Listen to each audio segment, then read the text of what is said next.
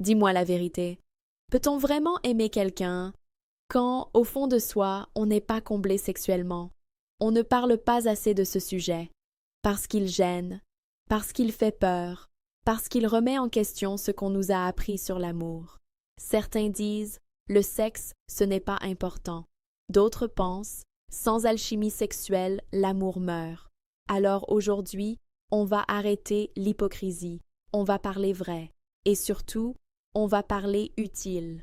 On nous a menti, on nous a fait croire que quand on aime quelqu'un, le désir suit automatiquement. Mais la vérité est plus complexe. Aimer, ce n'est pas la même chose que désirer. L'amour, c'est ce qui rassure. C'est ce lien profond qui fait qu'on se sent en sécurité avec quelqu'un. C'est la confiance, c'est la fidélité, c'est l'envie de construire, de protéger, de durer. Le désir, lui, ne cherche pas la sécurité. Il cherche la vibration, il cherche l'élan. Il cherche cette tension invisible qui fait battre le cœur plus vite et le corps réagir avant même que l'on réfléchisse. Tu peux aimer quelqu'un pour ce qu'il est, mais ne pas le désirer pour ce qu'il provoque en toi. Et ça, beaucoup de gens n'osent pas l'admettre, parce qu'on a peur d'avoir l'air superficiel, peur d'être jugé, peur de passer pour quelqu'un d'ingrat. Alors on se convainc que le désir n'est pas important. On se répète, avec le temps, ça ira.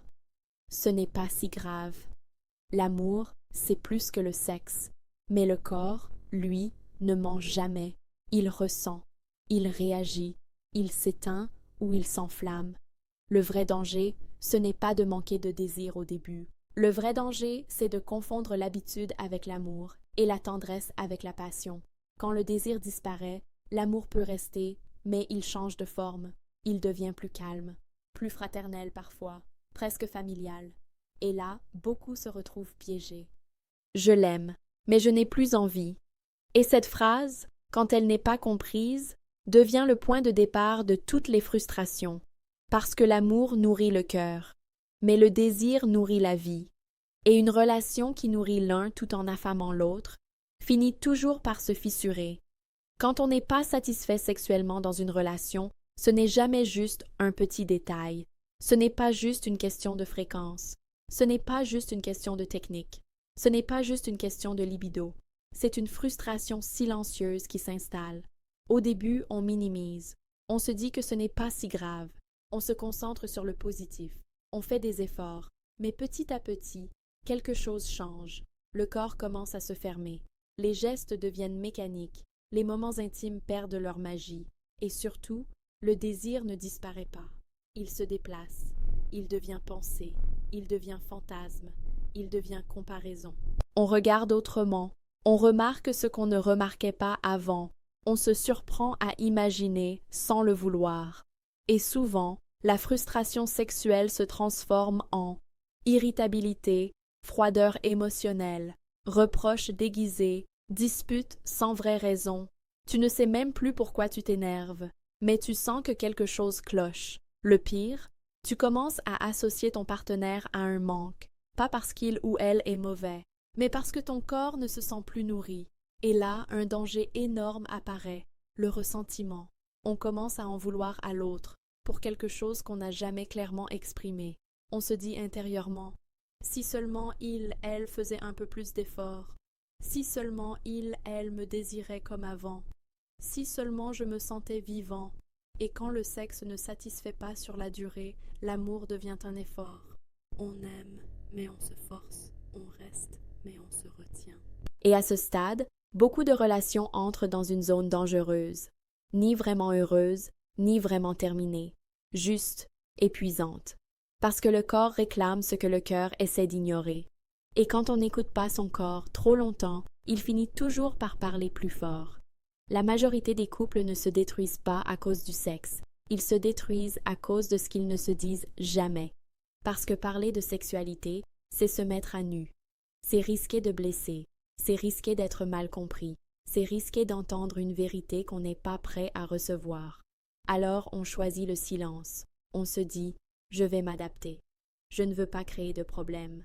Ce n'est pas si important. » Mais ce silence n'est jamais neutre. Il s'accumule. Chaque frustration non exprimée devient une petite pierre. Et à force, ces pierres construisent un mur entre deux corps, un mur entre deux cœurs.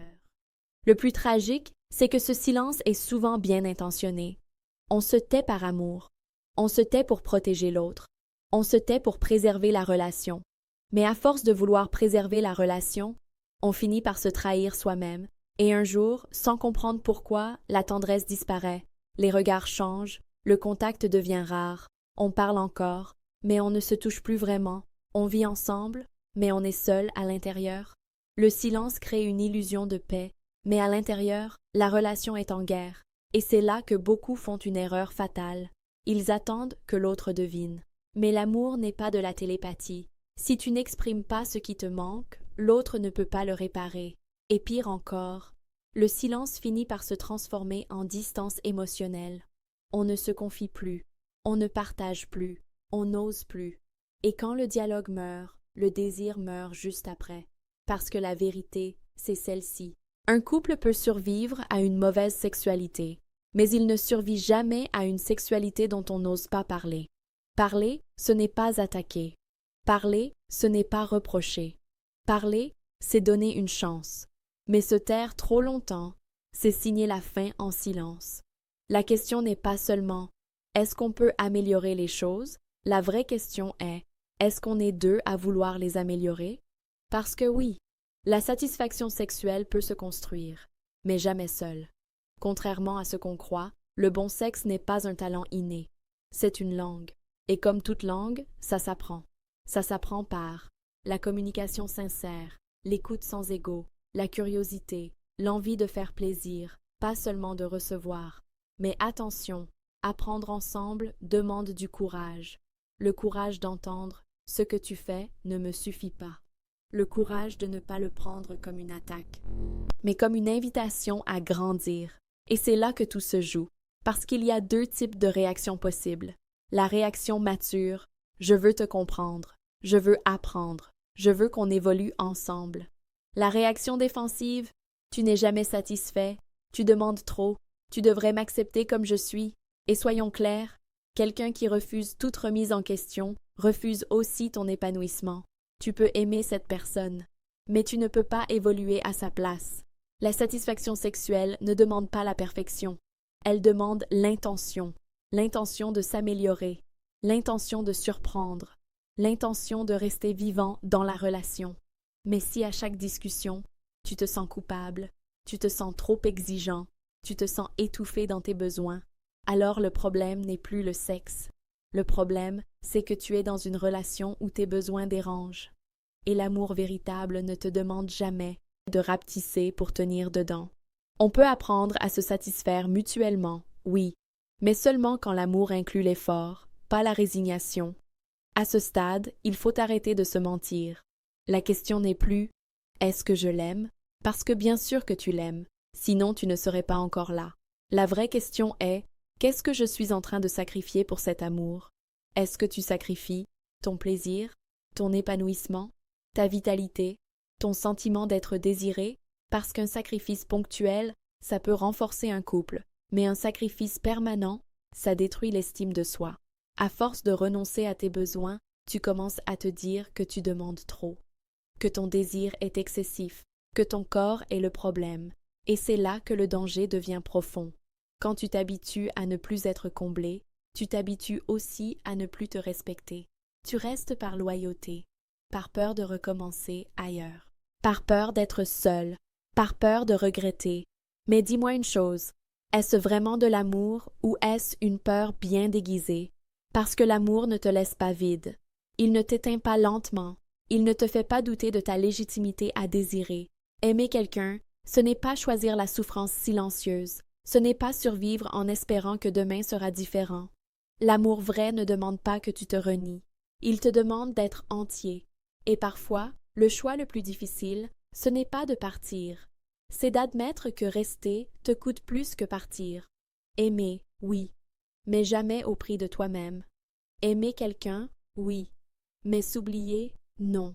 Le sexe n'est pas tout, mais quand il manque, il finit par prendre toute la place. Alors pose-toi cette question, honnêtement. Est-ce que cette relation me nourrit ou est-ce qu'elle me vide?